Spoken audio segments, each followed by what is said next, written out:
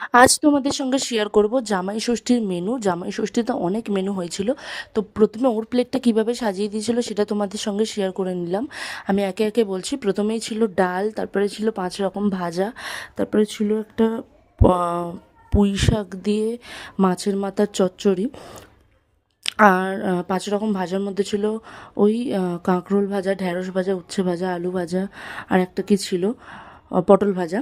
আর তারপরে পুঁই শাক দিয়ে মাছের মাথার চচ্চড়ি ছিল, ইলিশ মাছ ছিল, আর তারপরে হচ্ছে বড় বড় চিংড়ি মাছের কালিয়া ছিল, যেটা খুব ভালো লেগেছে খেতে।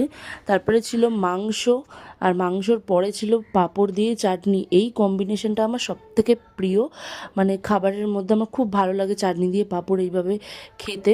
আমি অনেকটা খেয়ে নিই, মানে আমার এতটাই পছন্দের। তারপরে ছিল হচ্ছে দই, আর শেষ পাতে ছিল রসগোল্লা। তো দই খাওয়ার পরেই আমি রসগোল্লাটা খেয়েছি। আর